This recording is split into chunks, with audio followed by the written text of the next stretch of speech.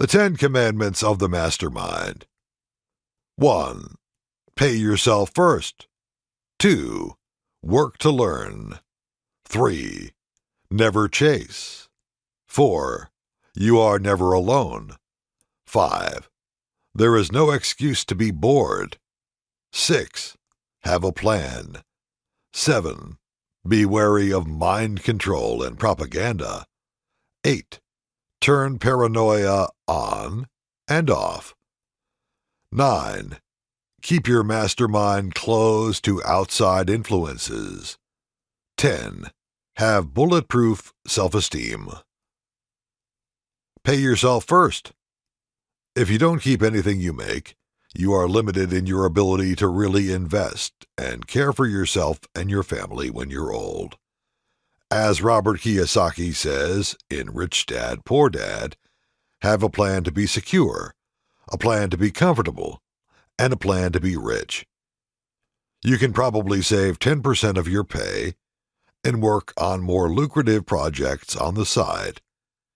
Paying yourself first might not always be possible for business owners, considering when they fill in for free to bring costs down. Work to learn.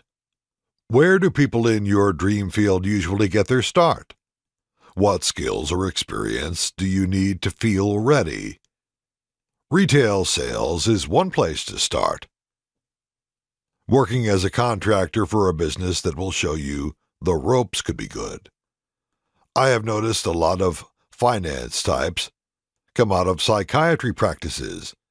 Doctors, not patients, LOL. Trades, like plumber, construction, etc., are good because one can eventually start their own shop or manufacture products their field needs. Never chase. Chasing big stuff perhaps is fine. Chasing little stuff is just amusing your adversary.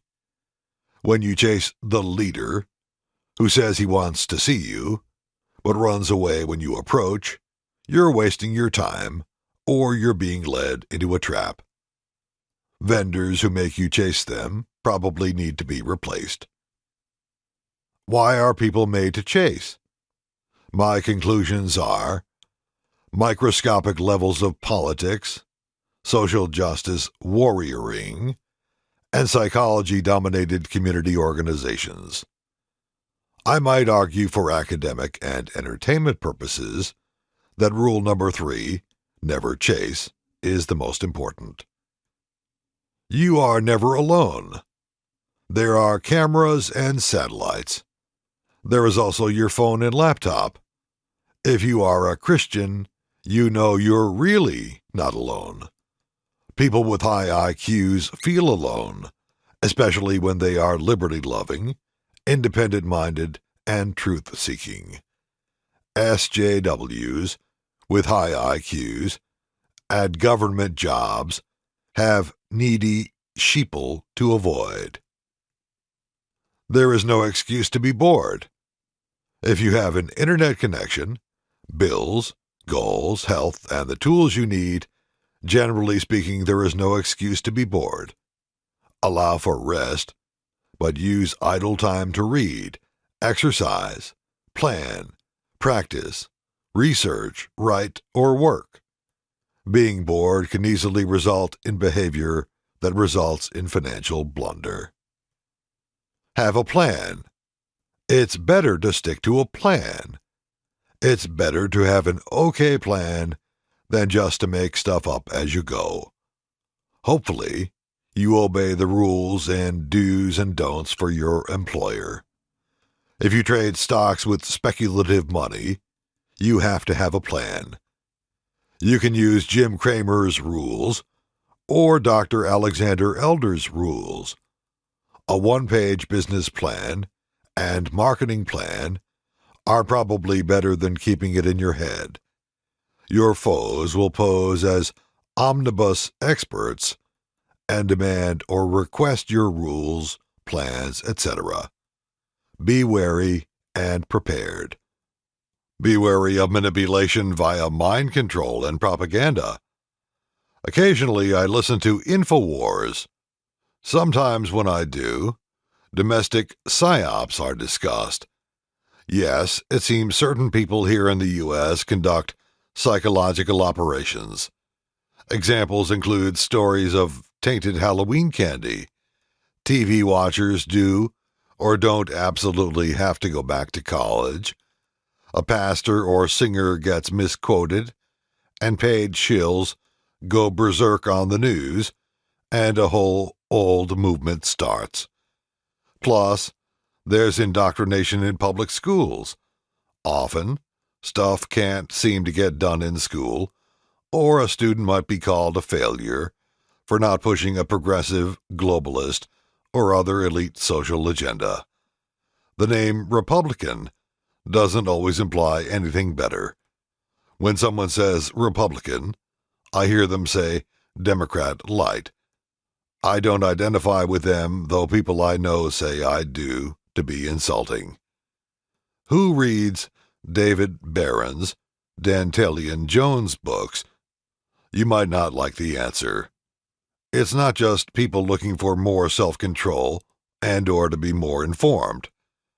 Remember, mindset can overcome the system. I am not giving excuses to achievement-minded people to quit or to be bitter. If this book isn't helping you, or you want more info on mindset, read Guerrilla Mindset by Mike Cernovich.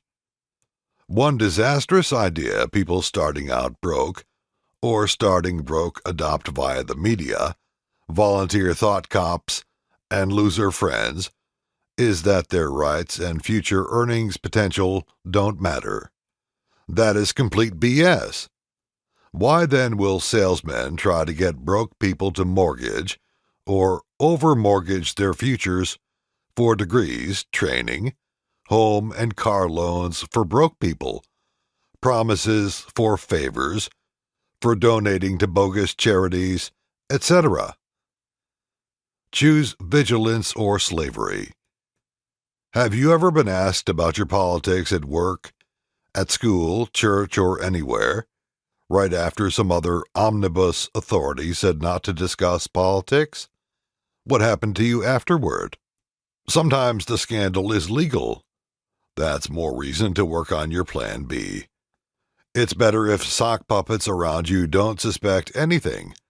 Sheeple are supposed to be consumers, not producers. Avoid public housing. If you work for an American company, you probably have a little more freedom at work and after work to challenge socialists, globalists, and parasites, or simply not to conform to dumb on TV. Keep in mind, many concerned leaders lecture us about the need to disconnect or unplug. It seems this advice frequently is nullified by the usual in the box, in the matrix dicta that are preached everywhere. But limit time listening to and contemplating commentary, unless it's part of your job. Time is much better spent working, reading practical materials, exercising, or searching for favorable deals. Hopefully, the reader is not obligated to listen to government praise or endless nonsense about how you can be an executive by learning soft skills and passive-aggressive techniques, all while avoiding classical economics, math, sales, menial labor, and other essential items. Turn paranoia on and off. In The Art of the Comeback, Donald Trump says to be paranoid. I want to change this for myself so we can turn paranoia on and off. Paranoid delusion doesn't do any good. It's not allowed to call socialists paranoid. Trump also says, cover the downside and the upside will take care of itself. A paranoid person is more likely to insure their investment and not to trust to luck or trust to a smooth salesperson. One thing to be a little paranoid about are fire bloggers who are anti-Ayn Rand and pro-Bernie Sanders. That's fishy. Don't be lulled to sleep or tricked into kissing ass. The Federal Reserve is reportedly a participant in FinCon, the Convention of Financial Companies and Fire Bloggers. Look at the entire fire niche. It seems like a lot of people that aren't really concerned about everyone's financial health, but are concerned about their readers' behavior. I hope I'm wrong. Keep your mastermind closed to outside influences. I've already discussed this. Don't worry about criticism from losers. Having a secret forum on social media is okay, but your own standalone website is probably better. There is telegram.org too, and the Dust app for more secure communication. Have bulletproof self-esteem. Your self-image is like a thermostat. If you see yourself as a poor performer, challenges will likely seem insurmountable. Use your mastermind to keep you apprised of your value and potential. You do the same for them. Blair Singer says to guard your self-esteem at all costs. For Pete's sake, avoid subjecting yourself to stuff like, Candidate X is worthy and you're not. Your foes may be steeped in psychology and sociology, so they can really screw with you. Don't worry about the dolts you encounter who hate books. The old peacenik community organizer might well have thugs working for her. They may be on the same team. Whatever you do, don't shack up with crazy, or accept pressure to shack up with or marry irresponsible and crazy. Pursue virtuous women despite overwhelming competition and an unsupportive support network. You don't have to adopt these 10 commandments. You can choose your own. You know what works best for you. Maybe you'll spend years working and studying and determine the best rules for your mastermind. Maybe your mastermind can come up with more laws than are listed in Rich Dad, Poor Dad and the Total Money Makeover. The 10 Commandments of Stock Trading. Here are my 10 commandments for trading stocks. These are items I have found most helpful since beginning investing in my youth. I realize the trading commandments of hedge fund managers might be more suitable for you. 1. Never force a trade. 2. Write down or remember why you bought the stock in the first place. 3. Don't sell one of your stocks right before an earnings announcement without good reason. 4. Diversify, but don't over-diversify. Have technology, a streaming company, miners or a mining index, new retail outlets or restaurant chains. Have stocks in 4 to 5 different sectors you understand. Also, have an S&P 500 or a total market index for further diversification and very relative safety. 5. I'd avoid a dividend-only approach with little capital. Watch for dividend traps. 6. Know what you own and do your homework on stocks you buy. 7. Speculate with options. 8. Know what the numbers mean. P to E, EPS, etc. 9. The market is neither efficient nor is it rational. 10. Keep your head. Be ready for anything. There is no reward for panic selling. Don't get big-headed. Don't be fooled by marketers, political activists, or fake news outlets. What I mean by the modern economy. The following statistics are what the author means by the modern economy. 60 to 70% of Americans can't raise $500 in cash. Home prices are out of reach for most people. The average annual income of about $31,000. Increasing asset prices and devaluing of the dollar. High divorce rate. college tuition costs out of reach or grads unable to pay off student debt. The acceleration rate of technology is accelerating. People are increasingly conditioned to accept orders or authorities' version of reality. Growing apathy. Authorities are increasingly helpless. The rise of the gig economy. The rise of robots and AI.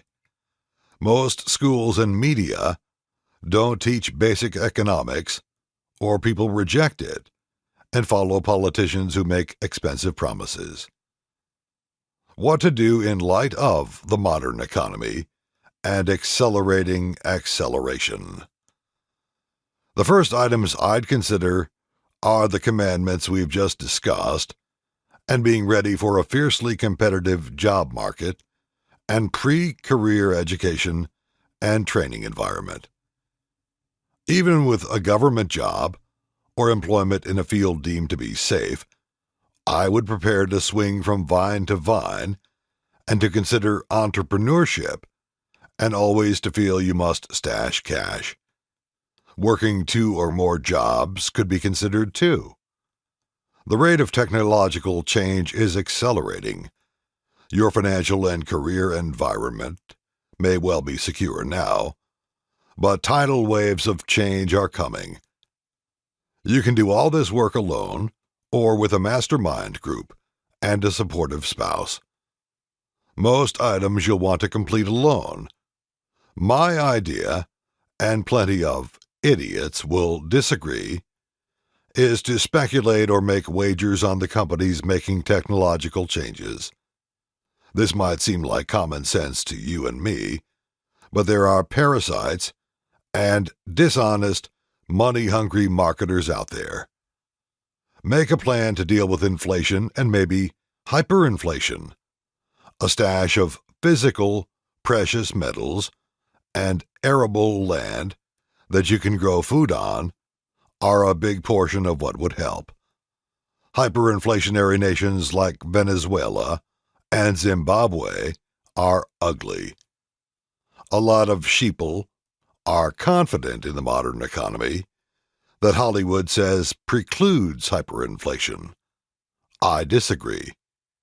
A currency wrap, rationing, price controls, increased or cut entitlements, and other measures would probably be taken by the government and their masters. It doesn't sound pretty to me. Capitalism, which funds all the other isms and has allowed for many significant improvements in people's quality of life, seems to be a better choice. What about the $20+ trillion of debt? What happens if the U.S. files for bankruptcy? Hyperinflation? Increased foreign influence? A one-world government? Recall the political science professor who told his class that steering the U.S. over the fiscal cliff will be equitable for the rest of the world.